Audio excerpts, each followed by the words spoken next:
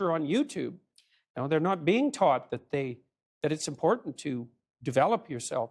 But does it bother you that your audience is predominantly male? Isn't that a bit divisive? No, I don't think so. I mean, it's no more divisive than the fact that YouTube is primarily male and Tumblr is primarily female. Isn't it? Tumblr is primarily female. Right, you're just saying that's the way it is. Well, I'm not saying anything. It's just an observation that that's the way it is. There's plenty of women that are watching my lectures and coming to my talks and buying my books. It's just that the majority of them happen to be men. What's in it for the women, though? Well, what sort of partner do you want? Do you want an overgrown child? Or do you want someone to contend with that's going to help you and that you can rely on? Women have some sort of duty to sort of help fix the crisis of masculinity? It depends on what they want. No, I mean, it's exactly how I laid it out. Like, women deeply want men who are competent and powerful. And I don't mean power in that they can exert tyrannical control over others. That's not power. That's just corruption. Power is competence. And why in the world would you not want a competent partner? Well, I know why, actually. You can't dominate a competent partner. So if you want women domination, want to dominate, is that what you're saying? No, I'd say women who have had their relationships their relationships with men impaired, and who are afraid of such relationships will settle for a weak partner because they can dominate them. But it's a suboptimal solution. Do you think that's what a lot of women are doing? I think there's a substantial minority of women who do that. And I think it's very bad for them. They're very unhappy. It's very bad for their partners, although the partners get the advantage of not having to take any responsibility. But what gives you the right to say that? I mean, maybe that's how women want their relationships, those women. I mean, you're making these vast generalizations. I'm a clinical psychologist. Right, so you're saying you've done your research and women are unhappy dominating men. I didn't say they were unhappy dominating men. I said it was a bad long-term solution. Okay, you said it was making them miserable. Thing. Yes, it is. And it depends on the time frame. I mean, there's intense pleasure in momentary domination. That's why people do it all the time. But it's no formula for a successful long-term relationship. That's reciprocal, right? Any long-term relationship is reciprocal, virtually by definition. So let me put a quote to you from the book, where you say there are whole disciplines in universities forthrightly hostile towards men. These are the areas of study dominated by the postmodern neo-Marxist claim that Western culture in particular is an oppressive structure created by white men to dominate and exclude women. But then I want to put minorities too dominate and exclude. Okay, sure. But I want to put to you that here in the UK, for example, let's take that as an example, the gender pay gap stands at just over 9%. You've got women at the BBC recently saying that the broadcaster is illegally paying them less than men to do the same job. You've got only 7 women running the top FTSE 100 companies. Yeah. So it seems to a lot of women that they're still being dominated and excluded, to quote your words back to you. It does seem that way, but multivariate analysis of the pay gap indicate that it doesn't exist. But that's just not true, is it? That's I mean, that 9% pay gap, that's a gap between median hourly earnings between men and women. But that exists. Yeah, but there's multiple reasons for that. One of them is gender, but it's not the only reason. Like, if you're a social scientist worth your salt, you never do a univariate analysis. Like, you say, well, women in aggregate are paid less than men. Okay, well, then we break it down by age, we break it down by occupation, we break it down by interest, we break it down by personality. But you're saying basically it doesn't matter if women aren't getting to the top, because that's what's skewing that gender pay gap, isn't it? You're saying, well, that's just a fact of life. Women aren't necessarily going to get to the top. No, I'm not saying it doesn't matter either. You're saying I'm saying there are multiple reasons for it. Yeah, but those reasons, why should women put up with those reasons? Why should women be content I'm not saying that they should top? Put up with it. I'm saying that the claim that the wage gap between men and women is only due to sex is wrong. And it is wrong. There's no doubt about that. The multivariate analysis have been done. So I can give you an example. You keep on talking about multivariate analysis. Let me give you an example. I'm saying that 9% pay gap exists. Yeah. That's a gap between men and women. I'm not saying why it exists, but it exists. Now, if you're a woman, that seems pretty unfair. You have to say why it exists. But do you agree that it's unfair? If you're a woman... Not necessarily. And on average, you're getting paid 9% less than a man. That's not fair, is it? It depends on why it's happening. I can give you an example. Okay. There's a personality trait known as agreeableness. Agreeable people are compassionate and polite. And agreeable people get paid less than less agreeable people for the same job. Women are more agreeable than men. Again, a vast generalization. Some It's women not are a not more generalization. agreeable than Yes, men. that's true, but that's right. And some women get paid more than men. So you were saying that by and large, women are too agreeable to get the pay rises they deserve. No, I'm saying that that's one component of a multivariate equation that predicts salary. It accounts for maybe 5% of the variance, something like that. So surely you the need about answer- you need about another 18 factors, one of which is gender. And there is prejudice, there's no doubt about that, but it accounts for a much smaller proportion of the variance in the pay gap than the radical feminists claim. Okay, so rather than denying the pay gap exists, which is what you did at the beginning of this conversation, shouldn't you say to women, rather than being agreeable and not asking for a pay rise, go and ask for a pay rise? Make yourself disagreeable with your boss. Oh, definitely, there's that. But I also didn't deny it existed. I denied it existed because of gender. Okay. See, because I'm very, very, very careful with my words.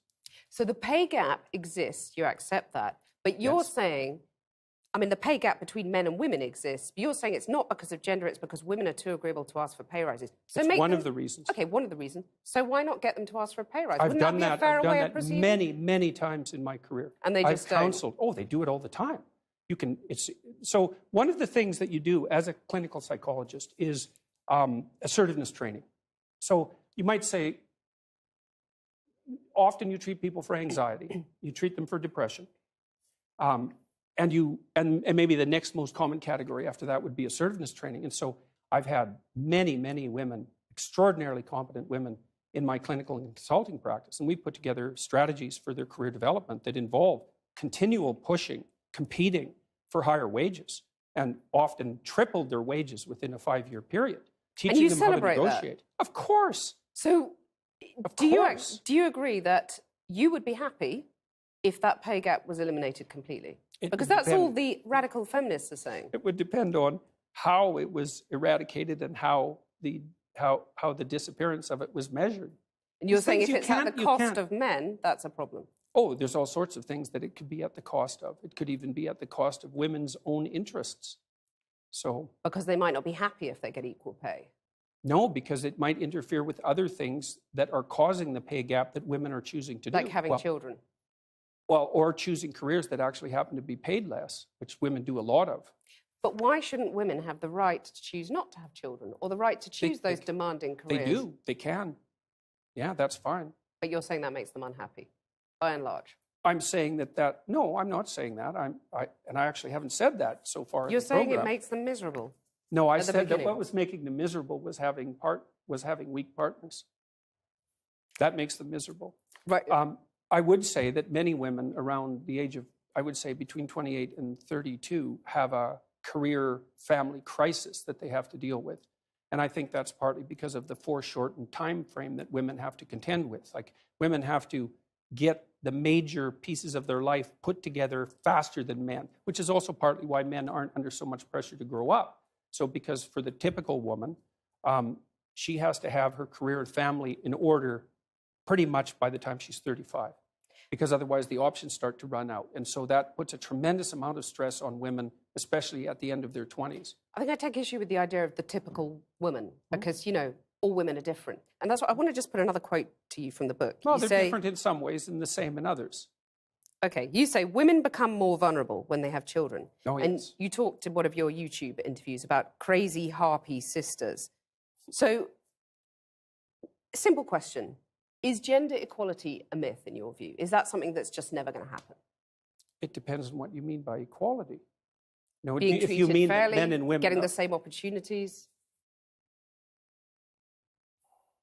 Fairly, we could get to a point where people were treated fairly or more fairly. I mean, people are treated pretty fairly in Western culture already, but we can improve They're really that. not, though, are they? I mean, otherwise, why would there only be 7 women running FTSE 100 companies in the UK? Why would there still be a pay gap, which we've discussed at length? Why are women at the BBC saying that they're getting paid illegally less than men to do the same job? Well, that's not fair, is it? Let's go to the first question. Those are complicated questions.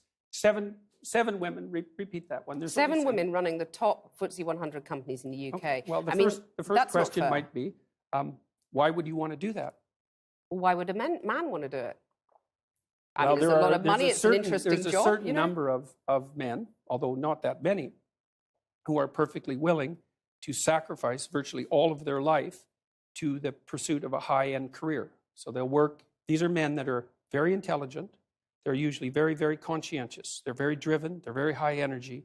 They're very healthy. And they're willing to work 70 or 80 hours a week, nonstop, specialized at one thing to get to the top. So you're saying women are just more sensible. They don't want that because it's not a nice life. I'm saying that's part of it, definitely. And so I work So for... you don't think there are barriers in their way that prevent them getting to the top of those there are companies? some barriers, yeah, like men, for example. I mean, to get to the top of any organization is an incredibly competitive enterprise.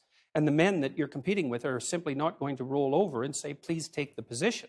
So let me come back to my absolute question. all-out warfare. Is gender equality a myth? I don't know what you mean by the question. Men and women aren't the same, and they won't be the same. That doesn't mean they can't be treated fairly. Is gender equality desirable? If it means equality of outcome, then almost certainly it's undesirable. That's already been demonstrated in Scandinavia. Because in Scandinavia... What do you mean by that? Equality of outcome is undesirable?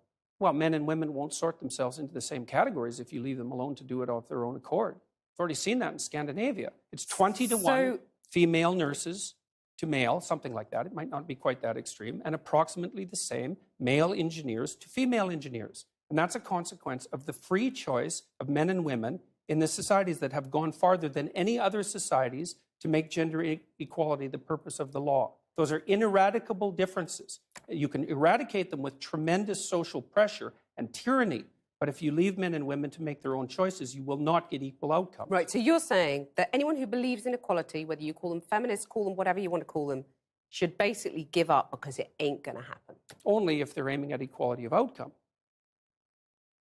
So you're saying give people equality of opportunity, that's fine. It's not only fine, it's eminently desirable for everyone, for individuals and for society. But still women aren't going to make it. That's what you're really saying. It depends on your measurement techniques. They're doing just fine in medicine. In fact, there are far more female physicians than there are male physicians. There are lots...